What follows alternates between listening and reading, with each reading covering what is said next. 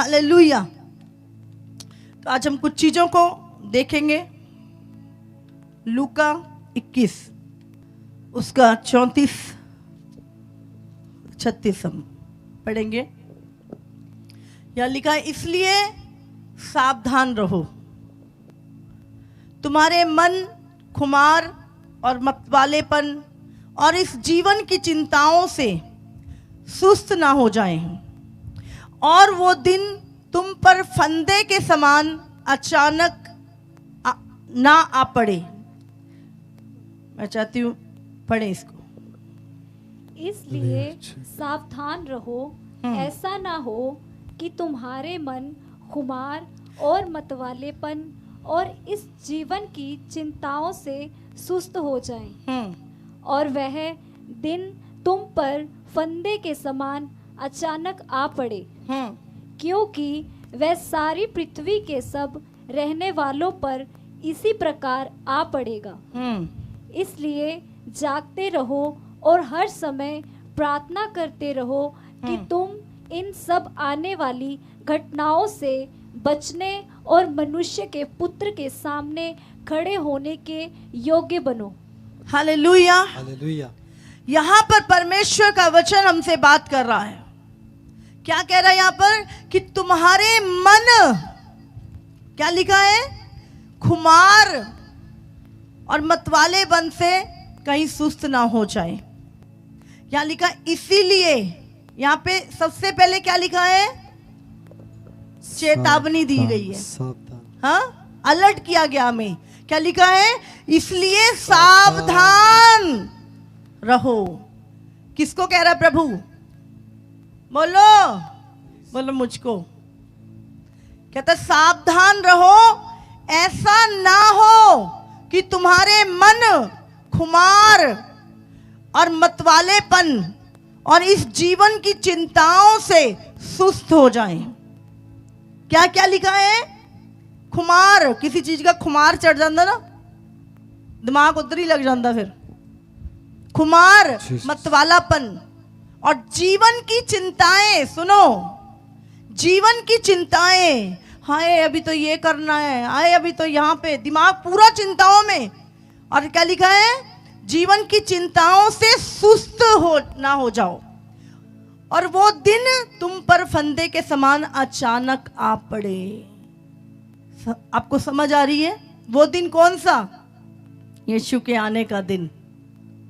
अचानक से प्रभु आ गया। ओ अभी तो जीवन की चिंताएं, ये भी करना है, वो भी करना है, ये भी, दिमाग पूरा जीवन की चिंताओं में सुस्त हुआ पड़ा है। और यीशु मसीह आ गए, कोई तैयारी नहीं, कोई पैकिंग नहीं। और लिखा है वो दिन फंदे के समान, क्योंकि वो सारी पृथ्वी के सब रहने वालों पर इसी प्रकार आ पड़ेगा। क्या लिखा है यहाँ पर? सारी पृथ्वी के लोगों पर वो दिन फंदे के समान आ पड़ेगा।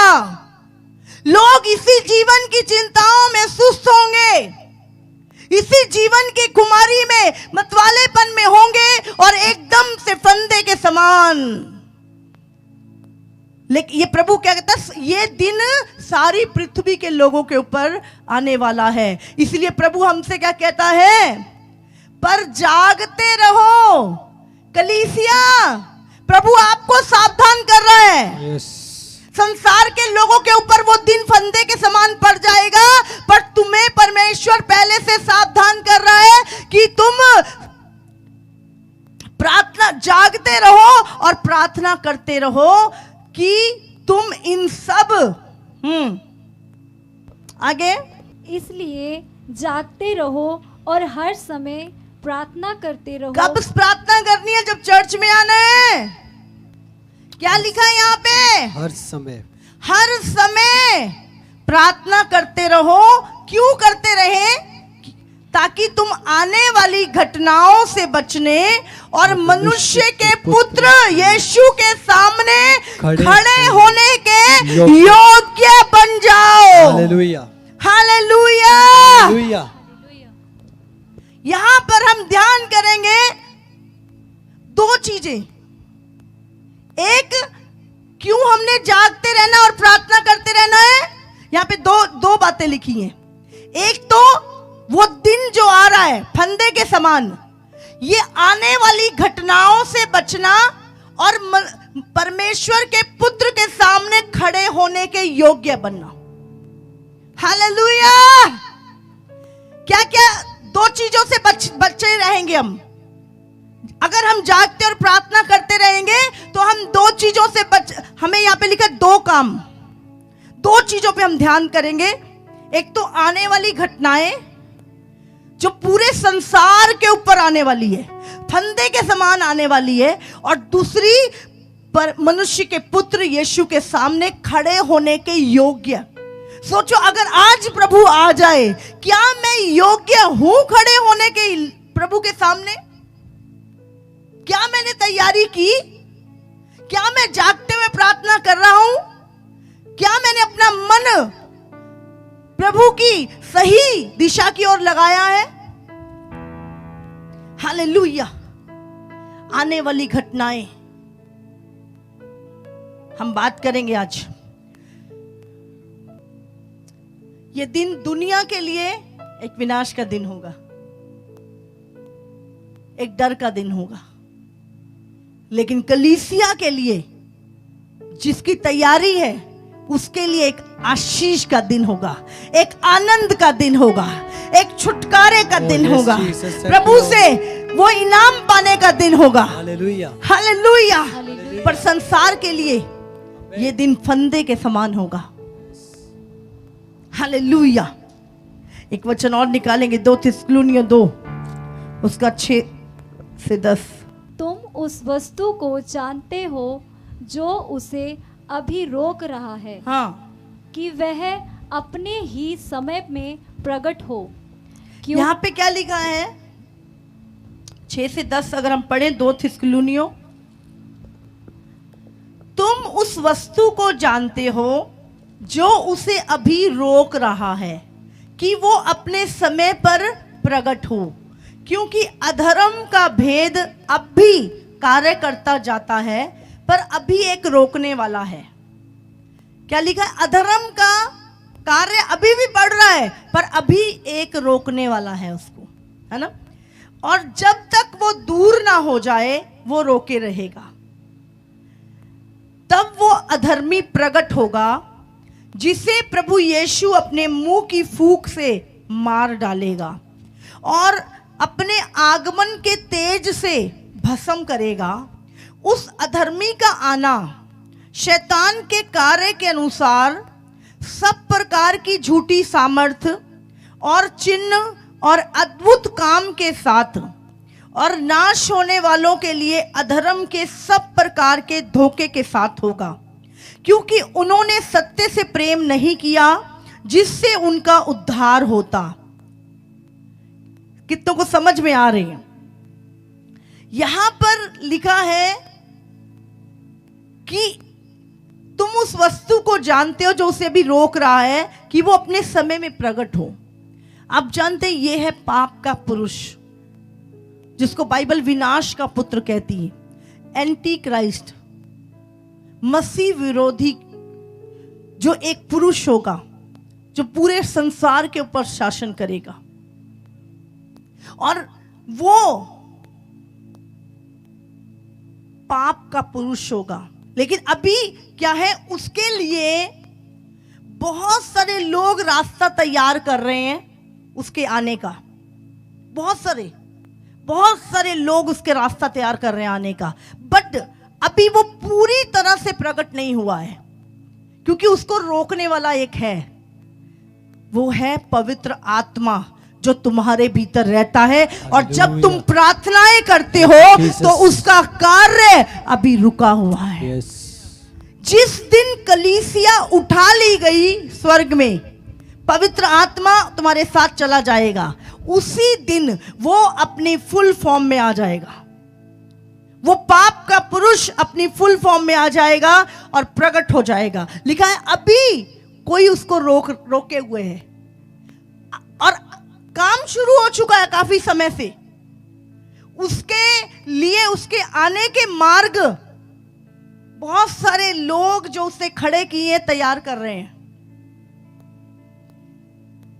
हालेलुया। बहुत सारी सीक्रेट सोसाइटियां, बहुत सारी ऐसी गुप्त में उसके रास्ते तैयार कर रहे हैं ताकि वो प्रकट हो। और झूठे चिन्ह चमत्कार, झूठी अद्भुत सामर्थ्य, यहां पे लिखा है वो उस अधर्मी का आना, सब प्रकार की शैतान के कार्य के अनुसार सब प्रकार की झूठी सामर्थ्य ऊपर से आग बरसा देगा।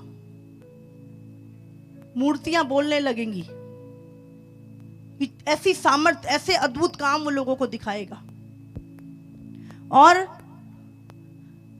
नाश होने वालों के लिए अधर्म के सब प्रकार के धोखे के साथ होगा। क्या है वो? नाश होने वालों के लिए अधर्म के सब प्रकार के धोखे के साथ होगा, क्योंकि इन्होंने सत्य से प्रेम नहीं किया जिनसे उनका उद्धार होता। मैं हमेशा बोलती हूं, यीशु से प्रेम करो। जब आप यीशु से प्रेम करोगे आप स्थिर रहोगे। हालेलुया। नहीं तो आप भरमाए जाओगे। ये पाप का पुरुष, विनाश का पुत्र, आज दुष्ट शक्तियां इसका मार्ग तैयार कर रही हैं। इसके आने का मार्ग तैयार किया जा रहा है ताकि जब ये आए तो पूरी सब कुछ तैयार हो इसके लिए। और इन चीजों में इसीलिए लिखा है दुनिया में आने वाली घटनाएं और यीशु मसीह के सामने खड़े होने के योग्य बनो। आने वाली घटनाएं, कौन सी घटनाएं आने वाली? क्या होने वाला है दुनिया में? कौन सी घटनाओं से हम बच सकते हैं? किसके बारे में परमेश्वर से बात कर रहा है यहां पर? तुम आने वाले घटनाओं, लिखा कि वो सब प्रकार का धोखा देगा विश्वासियों को, सामर्थ्य दिखाएगा अपनी, और नाश करने वाली सामर्थ्य भेजेगा, धोखा देके अपने पीछे लगा लेगा। इसीलिए प्रभु ने कहा जागते और प्रार्थना करते रहो। अंत के दिनों में हर आत्मा की प्रतीति ना करो। हर एक व्यक्ति के अंदर विश्वास नहीं है। पौलुस कहता है मैं डरता हूं कि जैसे हब्बा को शैतान ने भरमा दिया, कहीं तुम्हें भी भरमा ना दे। मैं डरता हूं। इसलिए जो सुसमाचार तुमने पहले दिन सुना था उस पे खड़े रहो, बने रहो उस पे। हालेलुया। मैं आपको बताना चाहती हूं, शैतान एक दिन में काम नहीं करता। वो बहुत पुराना खिलाड़ी है। वो धीरे धीरे धीरे धीरे धीरे धीरे आपको नाश करने के लिए वो एक ऐसी प्लानिंग रचता है।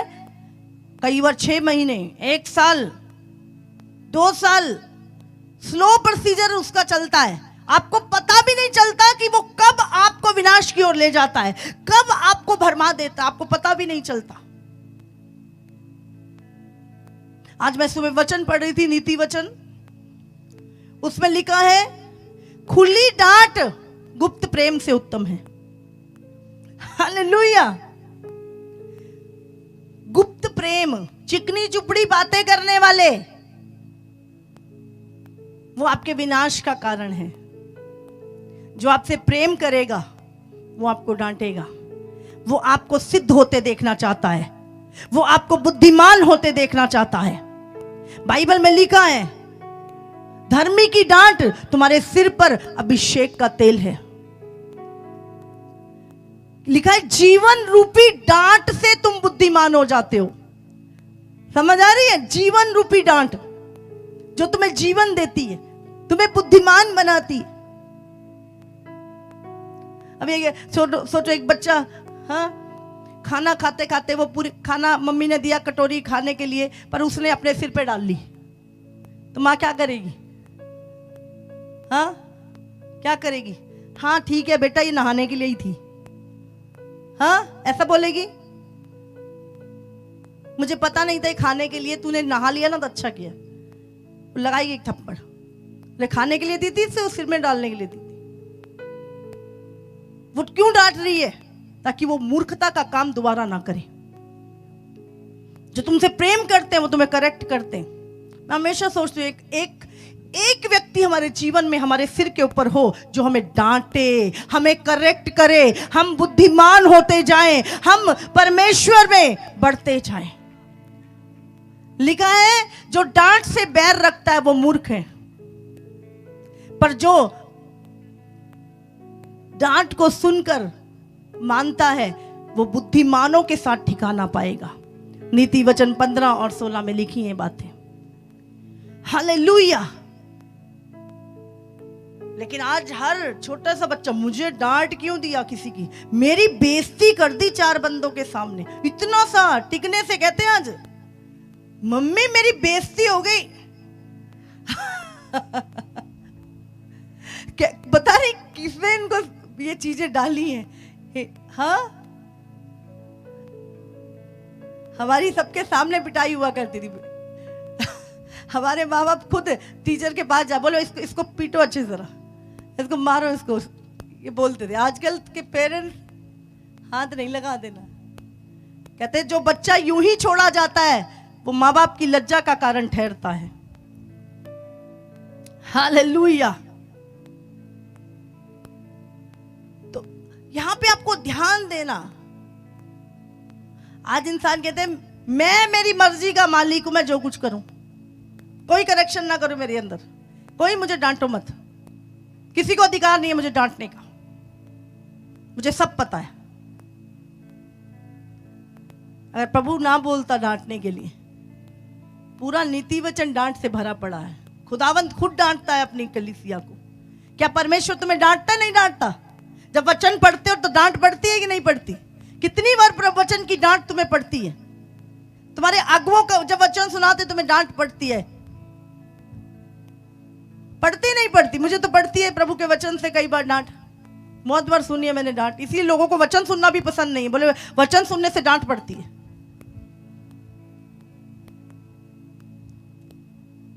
बाइबल में लिखा है जो वचन की डांट की सुनी अनसुनी करता है वो नाश हो जाता है, वो मृत्यु को पाता है। हालेलुया। इसीलिए प्रभु ने कहा हमेशा बच्चों के समान रहो, सीखने वाला मन, करेक्शन। हालेलुया। आज हम देख रहे हैं उस मसीह विरोधी के आने की चीजों को। आज उसके आने का वातावरण तैयार किया जा रहा है। और कौन कर रहा है वो? हाँ, वो दुष्ट शक्तियां मनुष्य के मन को तैयार कर रही हैं। सरकारें, प्रधानताएं, उसके मार्ग तैयार किए जा रहे हैं। उसकी आने की तैयारी, जैसे यीशु के आने की तैयारी शुरू है, वैसे ही एंटी क्राइस्ट के आने की तैयारी भी शुरू हो चुकी है। उसके लिए अंधकार, उसका वातावरण तैयार किया जा रहा है उसके आने का। संसार में दुष्टता, खून खराबा, व्यभिचार, रेप की घटनाएं तैयार किया जा रहा है। आज शैतान बैठ आराम से, हमने देख तेरे लिए जो तुझे खुश करती हैं चीजें वो सब करा हुआ है। एक बार मैं जूम पे ही किसी लड़की के अंदर दुष्ट आत्मा थी, वो बोलती है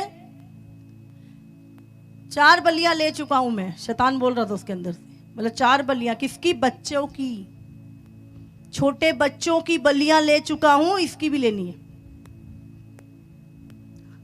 दुष्टता इतनी बढ़ गई है कि मेरा भला हो जाए, भला किसी के बच्चे का गला काट के देना पड़े। बच्चे गायब हो जाते हैं क्योंकि किसी तांत्रिक ने बोला है कि बलि चढ़ाओ तो तुम्हारे बच्चा हो जाएगा। तो लोगों के बच्चों की बलियां चढ़ाते हैं दुष्ट लोग, जो दुष्ट शक्तियों से बंधे हुए हैं। हालेलुया। ये सारी चीजें दुष्टता की हैं। हालेलुया।